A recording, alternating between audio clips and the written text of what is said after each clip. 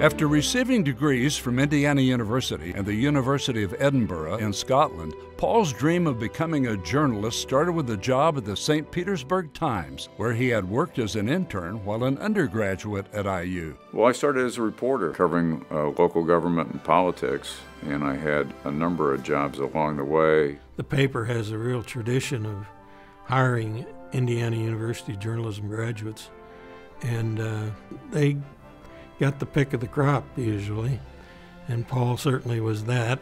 The stock of the paper is owned by the Poynter Institute for Media Studies, which was started by another IU journalism graduate, Nelson Poynter. He believed that newspapers should stay independent and locally owned. And so to make sure that happened with this one, he created a school, and he left the ownership of the paper to the Modern Media Institute, but he picked his successor. Mr. Poynter had this line, I haven't met my great-grandchildren, I might not like them. He left his work to an idea, and the idea was that journalism was fundamental to the effective functioning of a democracy. Paul is now the chairman and CEO of Times Publishing, as well as chairman of the Poynter Institute for Media Studies. I feel a great sense of obligation to his legacy. So now, even during these times of shrinking revenue for most newspapers, Paul has Times Publishing taking on new ventures. We have created PolitiFact, where we test the truth of politicians' statements and put it up against, and put their statements on the truthometer. You know, it's a little bit of a gimmick, but it's a journalistically good gimmick. It won a Pulitzer Prize.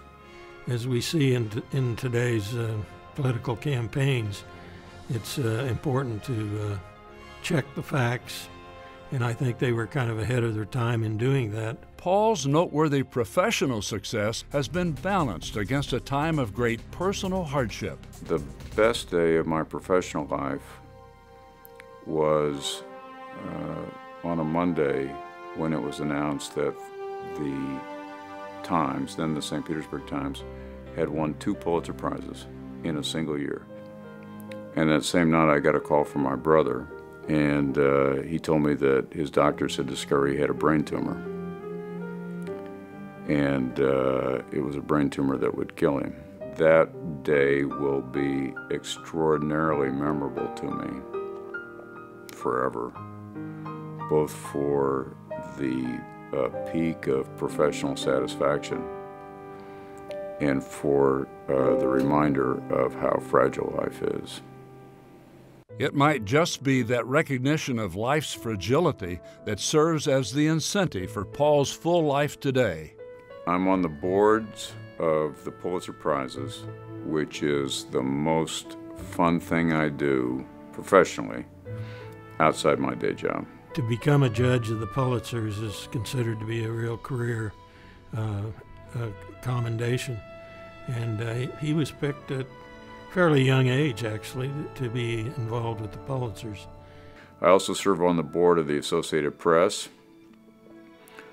which is, I think, the world's leading news organization. It covers more news in more places with more people than any other news organization in the world. I serve on the board of the Committee to Protect Journalists, which is an outfit that tries to lend a hand to journalists who are in real trouble around the world. Walter Cronkite and others were very much involved in starting that organization because of the treatment of journalists in a lot of countries.